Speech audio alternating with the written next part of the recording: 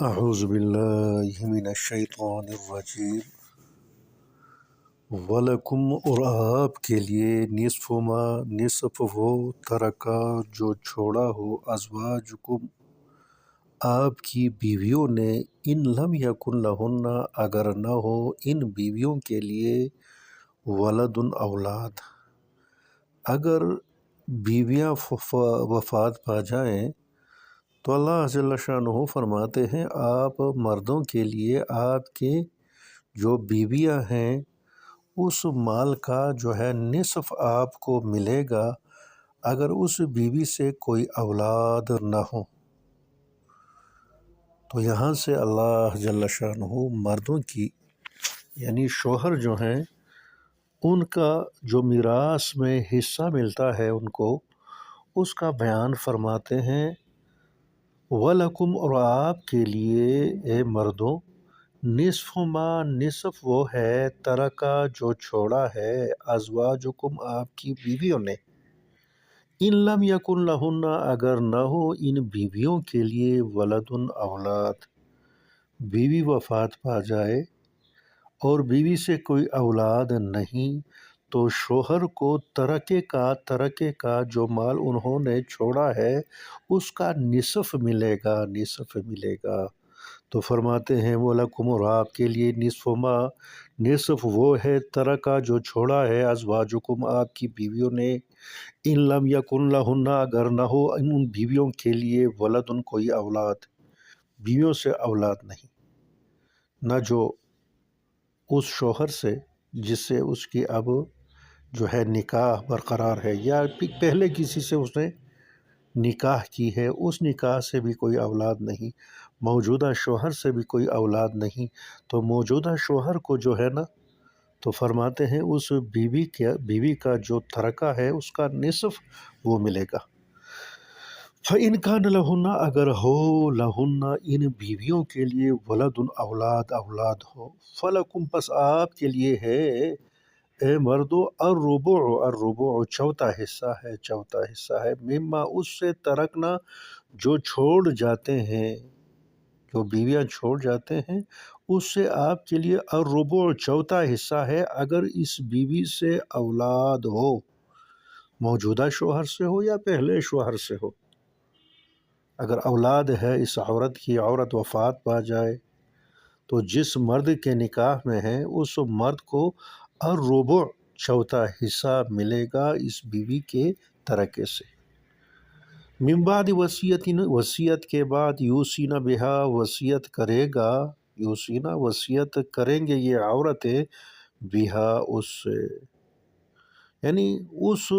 یہ جو عورتیں جو وصیت کریں گے اس وصیت کے بعد، پہلے وصیت جو کی ہے وہ وصیت پر عمل جو ہے کیا جائے گا، ثلث مال میں وصیت کا جو ہے وہ اجازت ہے، وہ وصیت کرے گا فلاں مدرسے کو دے دے، فلاں مسجد کو دے دے یا فلاں غریب کو دے دے، تو اس وصیت کو پورا کرنے کے بعد اللہ جل شانہ فرماتے ہیں الربع چوتھا حصہ ہے شوہر کے لیے اگر اس عورت کا جو ہے اولاد ہے، اگر عورت سے اولاد نہیں تو فرماتے ہیں پھر نصف حصہ ملے گا اس ترکے سے جو بیوی نے چھوڑا ہے، او دین یا قرض، اس عورتوں کے یعنی اس مردے پر اگر کوئی دین ہے، پہلے دین جو ہے قرض ادا کیا جائے گا، قرض کے بعد جو باقی مال بچے گا تو وہ اللہ جل شانہ نے جو طریقہ بتلایا ہے اس طریقے کے مطابق وصیت جو ہے مال جو ہے ترکہ جو ہے وہ تقسیم کیا جائے گا۔ اب یہاں سے اللہ جل شانہ بیویوں کے لیے جو ہے ترکے میں جو حصہ ملتا ہے اس کا بیان فرماتے ہیں وَلَهُنَّ، اور ان عورتوں کے لیے الربع چوتھا حصہ ہے، الربع چوتھا حصہ ہے مما اس مال سے ترک تم جو آپ چھوڑتے ہیں، اللہ جل شانہ مردوں سے خطاب فرماتے ہیں اگر آپ چھوڑ کر وفات پا جائیں جو مال، تو اس مال میں الربع چوتھا حصہ ملے گا آپ کے بیویوں کو، ان لم یکن لکم اگر نہ ہو آپ کے لیے ولد اولاد، اگر آپ کے لیے اولاد نہیں، نہ اس بیوی سے نہ پہلے بیوی سے، اگر آپ وفات پا جائیں تو آپ کے نکاح میں جو عورتیں ہیں ان کو اور ربع ترکے کا جو ہے وہ چوتھا حصہ ملے گا۔ فَإِنْ كَانَ لَكُمْ اگر آپ کے لیے ہے ولد اولاد فلہن پس ہے ان بیویوں کے لیے الثمن آٹھواں حصہ مما اس سے ترکتم جو آپ چھوڑتے ہیں، ترکتم جو آپ نے چھوڑا ہے یا آپ چھوڑتے ہیں، ترکتم آپ نے چھوڑا ہے یا چھوڑتے ہیں، تو عورتوں کے لیے الثمن پھر آٹھواں حصہ ہے اگر آپ کے لیے اولاد ہے۔ تو فرماتے ہیں فَإِنْ كَانَ لَكُمْ اگر ہے، فَإِنْ كَانَ لَكُمْ اگر ہو، لَكُمْ آپ کے لیے ولد اولاد، مردوں سے خطاب فرماتے ہیں اللہ جل شانہ، اگر آپ کے لیے اولاد ہو فلہن تو آپ کے بیویوں کے لیے الثمن پھر آٹھواں حصہ ہے مما اس مال سے ترکتم جو آپ نے چھوڑا ہے۔ ترکتم یہ جو ہے مخاطب کا صیغہ ہے ماضی کا، ترکتم آپ نے جو مال چھوڑا ہے اس مال کا آٹھواں حصہ ملے گا آپ کے بیویوں کے لیے، بیویوں کو اگر آپ کا جو ہے آپ سے اگر اولاد ہے، اگر آپ کا اولاد ہے اس بیوی سے یا پہلے جو ہے سابقہ جو بیویوں سے، اگر آپ کا اولاد موجود ہے، فوت پا جاتے ہیں تو آپ کے بیویوں کو ثمن آٹھواں حصہ ملے گا۔ اگر آپ کا اولاد نہیں تو آپ کے نکاح میں جو عورتیں ہیں ان کو چوتھا حصہ ملے گا، سب اس چوتھے حصے میں شریک ہوں گے۔ اگر ایک بیوی ہے تو ربع چوتھا حصہ ملے گا، اگر دو تین چار ہیں سب کو وہ چوتھا حصہ ملے گا، وہ چوتھا حصہ ان پر تقسیم کیا جائے گا۔ من بعد وصیت، وصیت کے بعد، تو سون وصیت آپ جو کریں گے بہا اس وصیت پر، تو سونا جو حکم کریں گے بہا اس وصیت پر، اس وصیت کو پورا کرنے کے بعد ان عورتوں کو یا آٹھواں حصہ ہے یا ربع چوتھا حصہ ہے، او دین یا قرض آپ پر جو قرض چڑھا ہے اس قرض کو ادا کرنے کے بعد، یا جو آپ وصیت کرتے ہیں تو اس وصیت پر عمل کرنے کے بعد جو مال بچے گا الثمن آٹھواں حصہ ملے گا بیویوں کو اگر آپ سے اولاد ہے۔ اگر اولاد نہیں تو الربع ان بیویوں کو یا بیوی کو چوتھا حصہ ملے گا۔ اب یہاں اللہ جل شانہ اس مرد اور اس عورت کا جو ہے میراث بیان فرماتے ہیں۔ جو مردہ ہے اگر وہ مرد ہے یا عورت ہے مگر اس کا کوئی باپ دادا نہیں یعنی والدین بھی نہیں اور اس مردے کے اولاد بھی نہیں، اولاد سے مراد جو ہے بیٹیاں، بیٹے، پوتے یا پڑپوتے وغیرہ وہ بھی نہیں، تو اس انسان کے لیے جس کے نہ باپ دادا موجود ہوں، وفات پا گئے ہوں، یا اس کی اولاد یا پڑپوتے پوتے وغیرہ وہ نہ ہو، وہ وفات پا جائے، اس کو کلالہ کہا جاتا ہے، کلالہ۔ وَإِنْ كَانَ رَجُلٌ اگر وہ مرد ہو یورث جس کی میراث لی جاتی ہے، یعنی وہ مردہ اگر مرد ہو جس کی میراث لی جاتی ہے، وَإِنْ كَانَ رَجُلٌ اگر وہ مرد ہو کلالتاً، کلالتاً وہ کلالہ ہو، میں نے آپ کو بتایا کلالہ جس کے والدین نہ ہو، باپ دادا نہ ہو، جس کی اولاد نہ ہو، پوتے پڑپوتے وغیرہ نہ ہو، یعنی کوئی بھی نہ ہو، نہ اوپر والدین سے نہ جو اس کے نیچے یعنی اس کے اولاد سے۔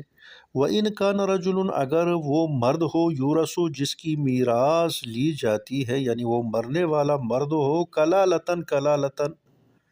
وہ کلالہ ہو، نہ اس کے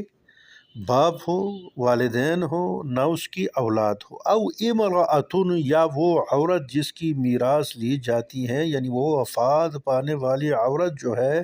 اس کے نہ والدین ہے اور نہ اس کے جو ہے اولاد ہے، اور اس مرد یا عورت کی جو وفات پا گیا ہو وَلَهُ أَخٌ اس کے لیے بھائی ہو، او اخت یا صرف ایک بہن ہو، اللہ جل شانہ ارشاد فرماتے ہیں وہ مردہ، وہ عورت ہے یا مرد ہے، نہ اس کے باپ دادا ہیں نہ ان کی اولاد ہے، صرف ایک بھائی ہے یا ایک بہن ہے، فَلِكُلِّ وَاحِدٍ تو ہر ایک کے لیے منہما ان دونوں سے، خواہ وہ بھائی ہے وہ بہن ہے، السدس وہ چھٹا حصہ ملے گا، چھٹا حصہ ملے گا۔ پھر سماعت فرمائے وَإِنْ كَانَ رَجُلٌ اگر وہ مرد ہو یورث جس کی میراث لی جاتی ہے، یعنی فوت ہونے والا، کلالتاً وہ کلالہ ہو، نہ اس کے باپ دادا ہو نہ ان کی اولاد ہو، او امراتن یا وہ عورت ہو اور عورت کے بھی والدین نہیں، باپ دادا نہیں اور ان کی اولاد نہیں، وَلَهُ أَخٌ یا اس کے لیے صرف اس مردے کے لیے، اگر وہ عورت ہے یا مرد ہے، صرف اخن ایک بھائی ہے، او اختن یا صرف ایک بہن ہے،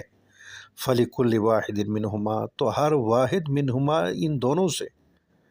خواہ وہ بہن ہو بھائی ہو، السدس وہ چھٹا حصہ ملے گا۔ عورت وفات پا جائے یا مرد جو ہے وفات ہو جائے، اس کا صرف ایک بھائی ہے تو اس کو بھی چھٹا حصہ ملے گا، یا صرف ایک بہن ہے تو بہن کو بھی وہ چھٹا حصہ ملے گا۔ میں نے آپ کو بتایا وہ عورت یا مرد کلالہ ہو، نہ اس کے والدین موجود ہو نہ ان کی اولاد موجود ہو، صرف ایک بھائی ہو تو اس کو بھی چھٹا حصہ ملے گا، یا ایک بہن ہے تو اس میں بھی صرف چھٹا حصہ ملے گا۔ تو یہاں بہن اور بھائی کے حصے میں کوئی فرق نہیں۔ فَإِنْ كَانُوا اگر یہ بہن بھائی اکثر من ذالک اس سے زیادہ ہوں، یعنی ایک سے زیادہ ہوں، دو ہو تین ہو چار ہو، فَإِنْ كَانُوا اگر ہوں جو میراث لینے والے بہن بھائی اکثر من ذالک اس سے زیادہ ہو، یعنی ایک بہن ایک بھائی سے زیادہ ہو، دو بہنیں ہوں ایک بھائی ہو، یا ایک بہن دو بھائی، یا جتنے بھی تعداد، فہم پس وہ ہوں گے شرکا شریک فی الثلث تیسرے حصے میں، یعنی فَإِنْ كَانُوا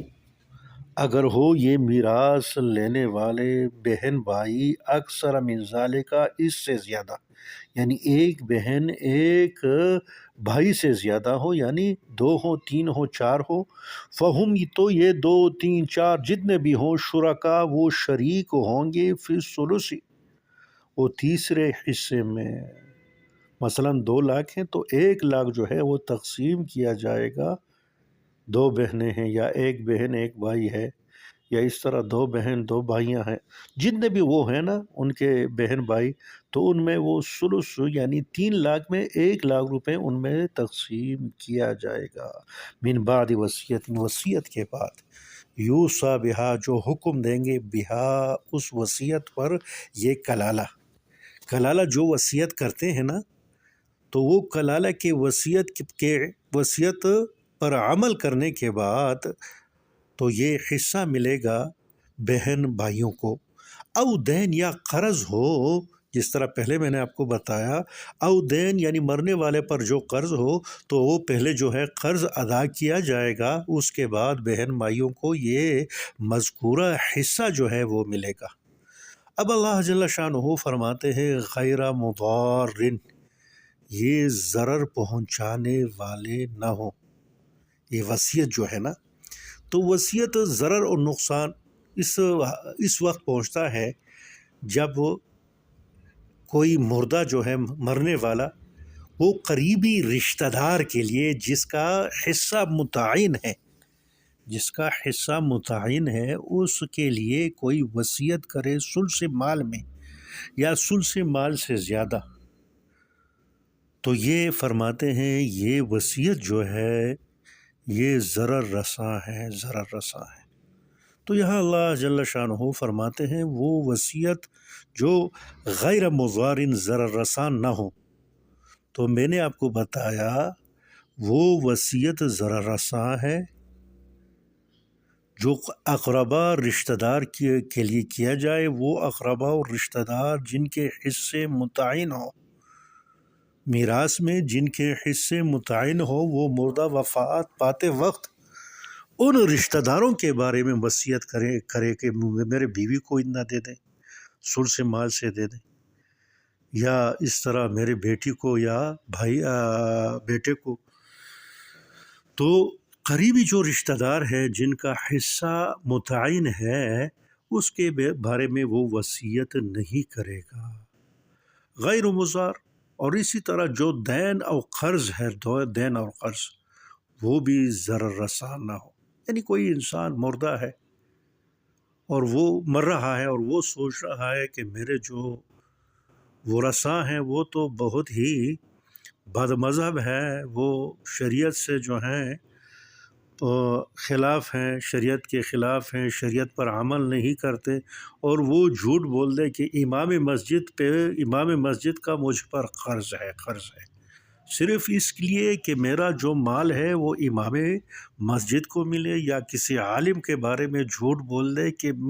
فلاں عالم سے میں نے اتنا پیسہ لیا تھا، صرف اس سوچ سے کہ میرا پیسہ اس عالم کے مصرف میں آ جائے اور مجھے ثواب مل جائے، تو اس طرح وہ نہ وصیت کرے گا نہ قرض کا اظہار کرے گا کہ جس قرض سے، جس وصیت سے ضرر پہنچتی ہو۔ تو فرماتے ہیں من بعد وصیت یوصی بہا، وصیت کے بارے میں، یوصی بہا جو حکم دے گا، بہا اس وصیت پر، او دین یا قرض،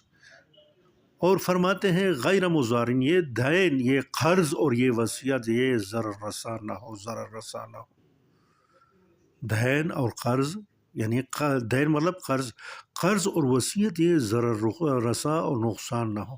تو اس وصیت پر عمل کیا جائے گا جو ضرر رساں نہ ہو، اس دین پر عمل کیا جائے گا جو قرض کے بارے میں بتلا رہا ہے، جو مردہ یعنی مرنے کے وقت، تو اس دین پر، اس حکم پر جو ہے عمل کیا جائے گا۔ جس طرح میں نے آپ کو بتایا، ایک انسان نے مر رہا ہے، ان کو پتہ ہے کہ میرے جو ہے بیٹوں کو یا بہن بھائیوں کو میراث میں حصہ ملے گا، وہ گناہ کریں گے اور وہ جھوٹ بول دے کہ فلاں عالم جو ہے یا فلاں امام مسجد جو ہے یا فلاں طالب علم کا مجھ پر قرض ہے، اور ذہن میں صرف یہ ہو کہ میرا پیسہ جو ہے میرے بیٹوں کو نہ ملے اور یہ پاک لوگوں کو مل جائے، تو یہ اس طرح دین کا اظہار ہے کہ یہ اس سے ضرر اور نقصان پہنچتا ہے ان لوگوں کو جن لوگوں کا جو ہے شریعت میں حصہ متعین ہے۔ اور وصیت کے بارے میں میں نے آپ کو بتایا، ان عزیز و اقارب کے بارے میں وصیت نہیں کرے گا جن کے جو ہے حصے متعین ہے شریعت میں، تو فرماتے ہیں غیر مضارن، یہ ضرر پہنچانے والے نہ ہوں، یہ وصیت اور یہ دین اور قرض، تو اس پر عمل کیا جائے گا جو قرض ہے، جو انہوں نے بتلایا ہے مرتے وقت کہ مجھ پر فلاں آدمی کا قرض ہے، اس پر عمل کر کے اس کا قرض پہلے ادا کیا جائے گا، جو وصیت کی ہے اس وصیت پر پہلے عمل کیا جائے گا۔ اس کے بعد جو حصے متعین ہیں ان متعین لوگوں کو وہ متعین حصے دیے جائیں گے میراث سے، تو فرماتے ہیں وصیتاً، یہ حکم ہے من اللہ، اللہ جل شانہ، وصیتاً یہ حکم ہے من اللہ، اللہ جل شانہ سے، جو وصیت کے بارے میں جو حصے متعین فرمائے، اور اسی طرح جو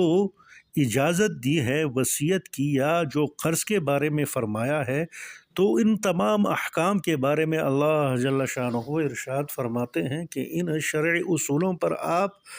عمل کریں گے، کیونکہ وصیت من اللہ، یہ حکم ہے اللہ جل شانہ کی طرف سے، واللہ علیم، اللہ جل شانہ باخبر ہے، حلیم بردبار ہے، تو اللہ جل شانہ حلیم بردبار، حلم والا ہے، بردبار ذات ہے، علیم جاننے والا ہے، تو اللہ جل شانہ شریعت کے جو